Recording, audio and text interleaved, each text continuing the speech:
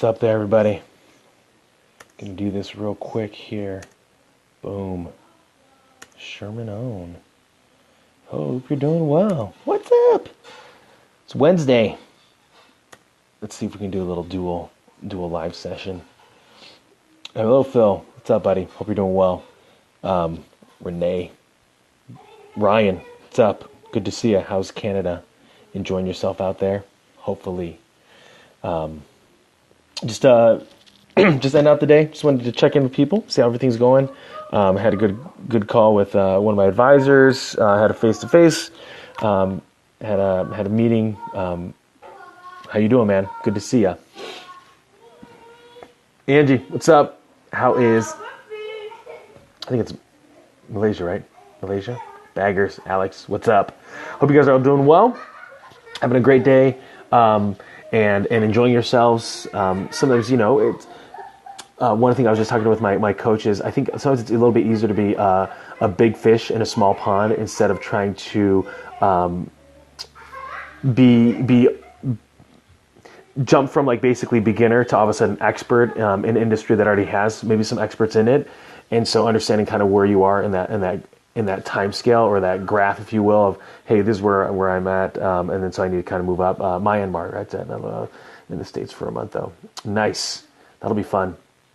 And then, so what it reminds me of is that oftentimes people, they want to be at a certain level, right, of expertise, but yet they know that it's going to take time, right? So I often, used to work with a lot of physicians, and so one of the struggles that physicians have is that they want to be an expert at, heart surgery, but they haven't done heart surgery yet. They might be textbook smart. They've done 4 years of medical school, but they have yet to actually sit in on a live heart surgery and actually touch tools and actually work with other doctors. And so that's the struggle, I think, for a lot of times with people, is that we get a little bit impatient with ourselves because we want to be an expert at something, right? So we want to be seen as the best. Oftentimes I would take my sons to the driving range for golf, and they would get so frustrated when they would not hit the ball very well, and they'd see me and I'd be crushing it, compared to them, right? I'm actually hitting the ball and it's going somewhere. Now, if I compare myself to, let's say, a professional, then I'm like, oh man, I can't go anywhere. But I told them, is that the whole point of you coming to the driving range is to get through the entire bucket. Have a good time and hit the balls. That's it. Like, you're not trying to work on anything beyond that. I think oftentimes in business, the struggle is from a career perspective is we don't see that often. Hey, Brian, how you doing? Easy. Bryant, right? That's the name. Easy. Ryan, all about the real experience. Absolutely. Where would I appreciate it if you'd contact me on WhatsApp? Hey, we will do it right after this. How's that sound, Phil? We can have a WhatsApp conversation.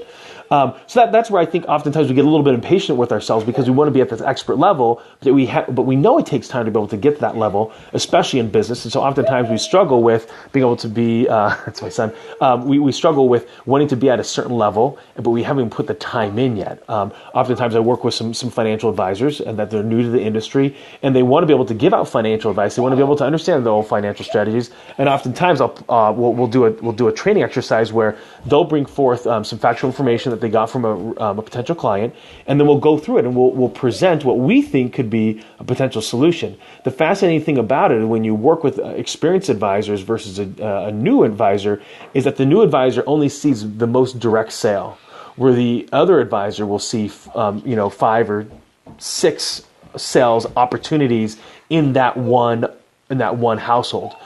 So, for example, I sat down with a client and took all their financials, etc. And it really came down to that the strategy really was helping out retirement, focusing on protecting some of their income, and actually would generate about $11,000 in commissions. Versus the other advisors, the new ones saw the first initial hit, and that was $2,000. So there's a significant difference in expertise and experience that you really can't get around.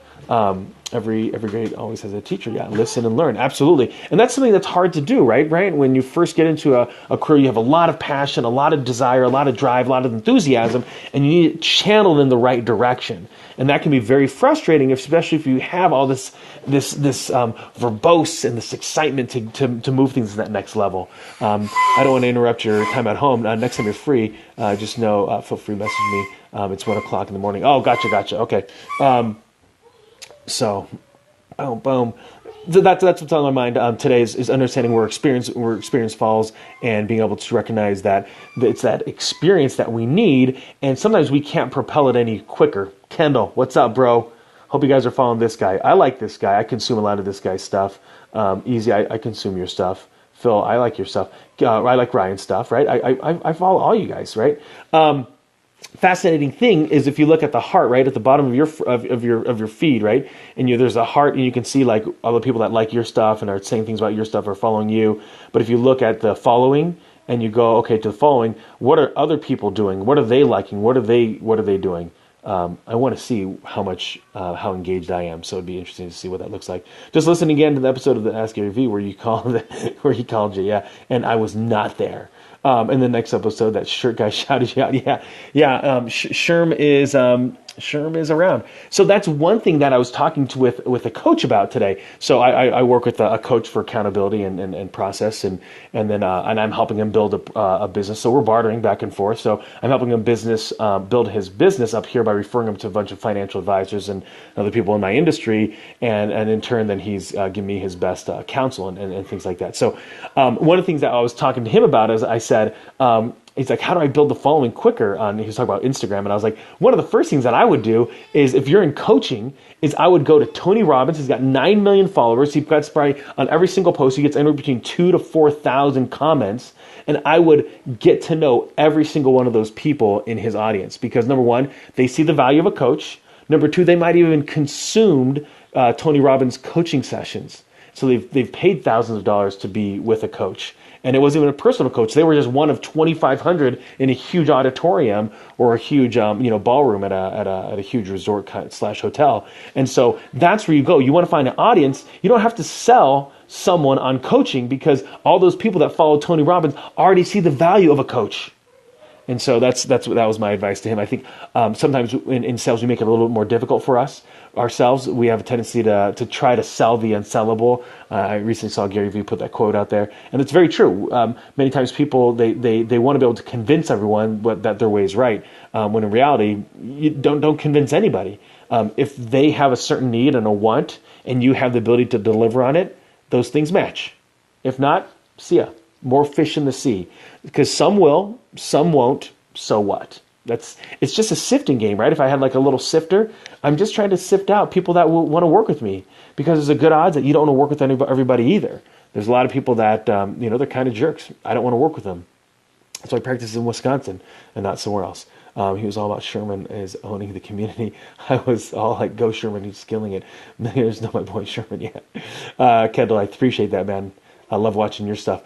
Which by the way, that's what I enjoy watching a lot of your Instagram stories, is because you guys live interesting lives. You do interesting things. That's not my life, and so it's fascinating to me to be able to get in to see the engagement, what you do. I was talking with it's Casey Legio. Anyway, she's trying to become she is an actress. She's an actress, but she wants to become an Oscar-winning actress, and so it's just fascinating to see going on to different tryouts and different shoots. And so to me, it's fascinating, right? Fascinating. Whereas other people, they might not find that fascinating, right? Kendall, watching him like engage with his staff, and then he was like washing dishes. Love that, Kendall, right? That was cool that you were getting involved in that side of the restaurant business, because it had to be done. Plus, it helps put you on the same level as the employees, that you're not better than them, that you can do the same tasks that you asked them to do, which is really cool. Dave, what's going on? I believe you provide as much value as not more than everything. Thanks, man. Very thoughtful of you to say that. The other thing that I would say, no worries on misspelling, dude. This is like quick text time. We just try to get that stuff out there. That's very true, Kendall.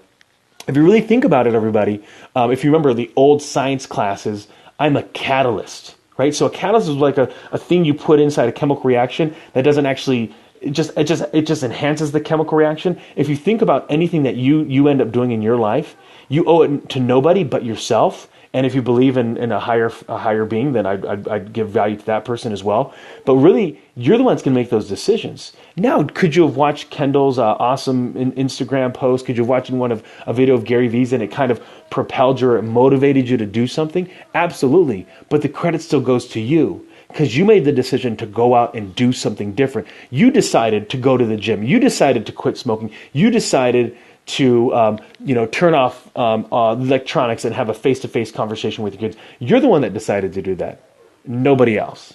And so anyone that says that I've helped them, no, I was just there at the right time. I said the right thing that just resonated with you. Absolutely, we are not better than anybody, are we, Kendall? We're on the same level. Everyone's on the same level, right? We all put our some people don't have legs, so I was going to say we all put our pants on the same one leg at a time. What we do though is we all take craps, and they all stink. Crap is stinky, and this is a reality. At some point, all of us kind of pop a squat and we do our business. Yes, it's all on you. Yeah, Sherman's right. I just love to. So that's kind of where I'm coming at for the three of you that are still on. Is that's where I think a lot of times we can end up finding value for our own selves if we give ourselves that credit for being good, for making those good choices, because life is going to be tough. Life will be a struggle. There is it Buddhism basically says life is a struggle, your only release is death. So that's kind of funny. So that's the idea. Now that's just me and Kendall, just one-on-one, bro. We're just hammering it out. Somebody came. So that's what I really think about for each of us as we engage. Can we give ourselves a little bit of credit? At the same time, recognize that people are going to help us, right? And that's okay.